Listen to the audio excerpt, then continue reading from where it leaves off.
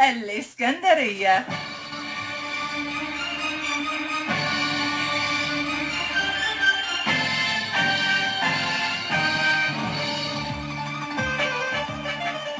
في حب الإسكندرية الجميلة وإلى كل ما هو جميل وأصيل. اسكندرية تاني، اسكندرية تاني، من العشق ياني والرمل الزعفراني عالشط الكهرباني. اسكندرية تاني مع أماني أبو السعود.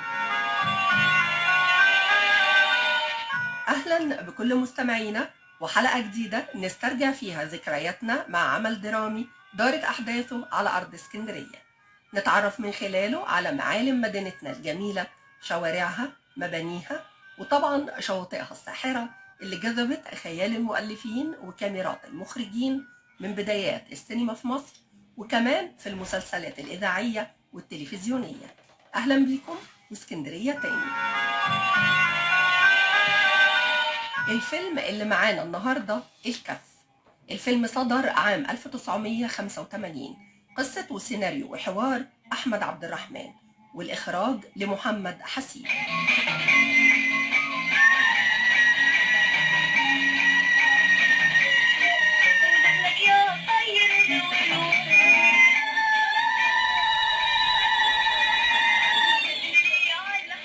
ما شفتش حسام يا ابو الفضل؟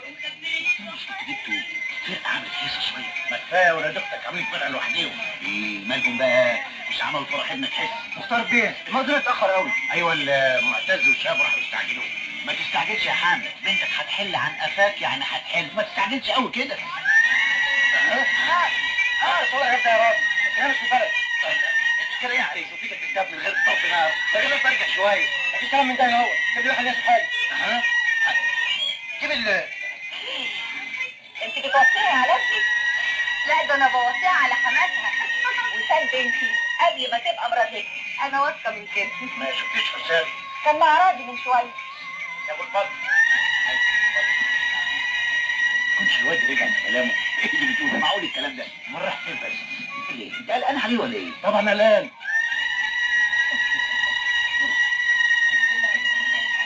ايوه يا عم، ناس فايسه وناس ليسه. مالك يا ابو علي؟ قلقان ليه؟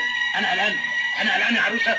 انت قمر يا عم حتى لو كنت قلقان. الله يفتح عليك يا بنتي، شايف الكلام اللي بينقط سكر؟ ماشي ماشي يا عم. ايه ده؟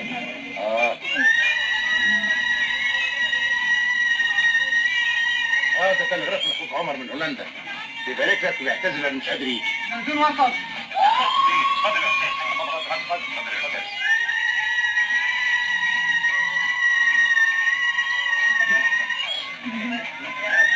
يلا يا عريس، جاء وقت التدبير. كده يا شهاب كل ده هيخلص منك في الشغل.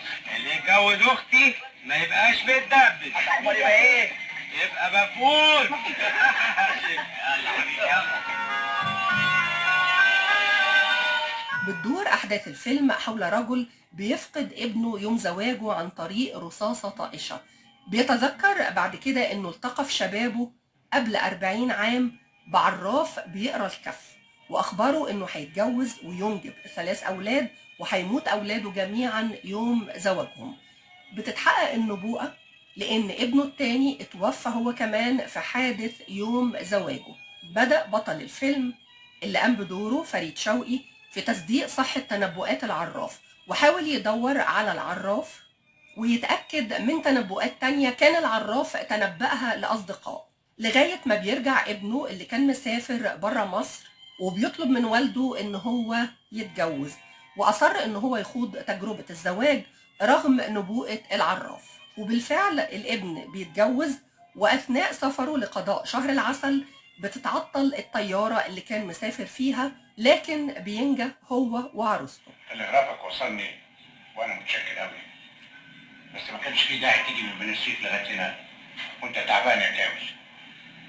في الحقيقه مختار بيه، الحادث هزني قوي وفكرني بذكريات قديمه. ذكريات؟ حادث المرحوم ابنك رجعني الموضوع غريب قوي. انت فاكر ماهر سعفان معاون الاداره؟ ايوه افتكرته. طيب وفاكر عنتر الزغبي؟ عنتر الزغبي؟ ايوه، فراش النيابه اللي كان معانا في محكمه الفيوم. ايوه ماله ده؟ من 20 سنه بعد انت ما سبت محكمه الفيوم واتنقلت مصر، فوجئت بان ماهر سعفان مات فجاه بعد ما ورث كبير قوي عن ابوه. موت سعفان ده فكرني بكلمه كان قالها له عنتر الزغبي وهو بيقرنا الكف في المنتزه. قال له انك انت هتموت وانت صغير بعد ما ورث كبير قوي. يوميها انا قلت ده مجرد صدفه، لكن لما قريت حادث ابنك في الجرائد رجع لي الموضوع القديم. فاكر يا مختار بيه الراجل ده يومها قال لك ايه بالتمام؟ انا فاكر كويس. قال لك ان ابنك هيموت بعد جوازه، وعشان كده لما قريت الخبر في الجرائد انا صعقت. الثلاثة فاكر، الثلاثة مش واحد. تتجوز من دمك، والأولاد صبيان 3. بتقول اتجوز وخلف 3 وبعدين؟ بعد ما يكتب قلم المأذون ويجمع شمل الأحباب يحضر أمر الله بالباب. حرام عليك يا زغبي. مكتوب متخبي أجلهم جوه التوب، مع شمع الفرحة تولع شمع الأحزان، مع أول كلمة يكتبها المأذون تسقط ورقة. الولد الأول ورقة، والولد الثاني في ورقة، والولد الثالث بعد كتابة المأذون ما يكملش المشوار. ما تهريك شباب، ما كلنا عارفين عنتر الزغبي من ايام ما كان بيشتغل فراش في نيابه الفيوم، وكلنا مدينا له كفوفنا وقلنا له اقرا وسميناها ابو القراءات. انا كلام كامل ما خوفنيش يا ابو الفضل، انما ما اخبيش عليك خلينا افكر شويه. فكر، ده انت راجل مثقف يا مختار. انا مش خايف، لكن لو نرجع بالذاكره ورا شويه، انا اتجوزت بنت عمي، يعني بنت دمي، خلفت 3 صبيان، وادي واحد منهم مات ليله جوازه. يا سيدي صدفه، مجرد صدفه. عارف انها صدفه، وعارف كمان ان المنطق ولا الثقافه ولا الايمان الحقيقي يخلوني افكر غير في كده. يا راجل ده راجل مخرف، بلاش الكلام ده. امال عموما ربنا يعوضك في شهاب وعمر ولادك يا رب. فيلم الكف بطولة فريد شوقي، مديحة يسري، حسن مصطفى، آثار الحكيم، وفاروق الفيشاوي. كنت فاكر يعني عشان جبت عن اسكندريه سنتين هتغلبني؟ ايه رايك ان انا سايب لك الدور ده جدعانه كادو من عندي؟ حاجه السجان لا تصدقني، طول عمري بسلبك ولذلك الاسكندريه تشهد كذلك. هنكتب ده احسن. احسن هنكتب بقى. امال ايه؟ اقول لك ايه، تعبان شوف طنطا وصلت لحد فين في سرد قصه حياتها. طنطا.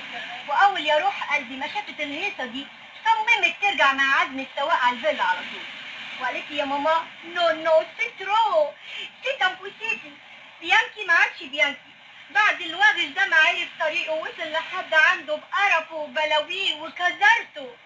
وان جيتوا للحق هي معاها حق، العجمي ما عادش البرايفت بيتش زي ما اتعودنا عليه زمان، بعد الوغش ده ما وصل لحد عنده وعرف طريقه. ده رايك يا ياي ايه ده؟ انت اعمى ولا اعمى؟ انا اسف قوي يا هاني. يا سلام، اسف يا هانم. ايه ده؟ بتتحدفوا علينا منين البلاوي دي؟ اوروبا يا طنط عناد، وتشوف ايه ده؟ حاتم السرجاني، عمر مختار. ازيك يا عمر؟ انت جيت امتى؟ من حوالي 3 شهور سالت عليك خالك ابو الفضل، قال انك انت دايما سواح وبتسافر كتير. على فكره يا عمر انا اسف جدا بالنسبه للي حصل لاخواتي. بقيت حياتي. حياتك الباقي الامر لله. وعلى فكره ما يهمكش من اللي حصل، اصل دي طنط عناد، تعالى ما اعرفك بيها. لا ما اعتقدش ان اقدر اتعرف عليها دلوقتي. ليه ولا يهمك؟ طنط عناد. اقدم لك واحد من مؤسسي بنكي، المهندس عمر ابن المستشار مختار عبد الباقي. معقول؟ يد الكسوف، ده احنا جيران على كده. دي فيلتهم جنب فيلتكم لازم. طبعا مين ما يعرفش مختار دي؟ ممكن حضرتك بقى تعتمديني من رعاياكي ابتداء من الليله دي؟ كده اهو اني اقدم اوراق اعتماده وبارتي عيد ميلادي الليلادي، على الاقل عشان اعتذر له على اللي حصل مني دلوقتي. شاكر قوي يا فندم. اما دي بقى فاعتقد انك مش محتاج ان انا اقدمها لك. الانسه الفيلسوفه التي عادت مؤخرا من اليو اس اي، ايناس السرجاني. ايناس؟ ايناس اصل اخر مره شفتك فيها كنت صغيره قوي، كنت انا لسه متخرج يا دوب، وقعدت بعديها 4 سنين اعمل ماجستير، وبعدين 4 سنين في هولندا، يعني من حوالي 8 سنين. بالظبط كانوا 8 سنين، لان 3 انا فاكره خدت الادبيه وسافرت على نيويورك على طول. وقعدت طول المده دي هناك؟ كنت باجي هنا شهرين في الصيف وارجع تاني. بس انا كنت اعرف ان حاتم السرجاني طول عمره عايش في مصر. حاتم كان اتخرج خلاص ودايما بيسافر مع شغل. وبعدين شخصيا كان عندي مشكله عويصه جدا، لان كان في 2 واقعين في حكم. يا سلام. ايوه 2 مره واحده؟ ايوه. الاول كان دبلوماسي في الامم المتحده اسمه محمود السرجاني، الثاني كان مستشار في محكمه اسكندريه واسمه ابو الفضل. شفت بقى؟ هتقعد في اسكندريه كتير؟ يعني مش اكتر من شهرين كمان. فرصه كفايه انك تحضر على الاقل حفلتين عيد ميلاد طنط ليلى، ده دي حفله النهارده. لا بس ما اعتقدش اني هحضر. تراهن؟ عمر بيه ما تراهن عشان اكسب الرهان. عمر بيه ما تراهن عشان اكسبك. ما تراهن. انا باكد عليك بنفسي على حضورك بارتي عيد ميلادي الليلادي، ولو ما جيتش بقى هتبقى رئيس زعلان مني. يا فندم هو في حد يقدر يرفض هذا الشرف؟ كيرتي انت جونتي قوي يا روحي. حضرتك عارف الفيلا طبعا. لا. انا هجيبه معايا يا انت. يختي عليها ميرسي يا نوتي يا حبيبتي. العفو، اسيبكم بقى. باي باي. باي باي. تم تصوير مشاهد فيلم الكف في منطقة العجمي. اتكلمنا قبل كده عن شواطئ العجمي، لكن النهاردة هنتكلم عن التين البرشومي، أحد أهم أنواع الفاكهة اللي بتتميز بيها محافظة اسكندرية والساحل الشمالي. والتين من أشهر الفواكه، وكانت منطقة العجمي هي الأشهر في زراعته، حتى إن الفلكلور الشعبي ألف له أغاني وغنوا له تين العجمي يا تين. التين بتتم زراعته غرب اسكندرية وصولا لمحافظة مطروح، وبيبدأ حصاد التين من شهر يوليو، وبيكون متواجد لمدة 3 شهور من يوليو لغاية أكتوبر.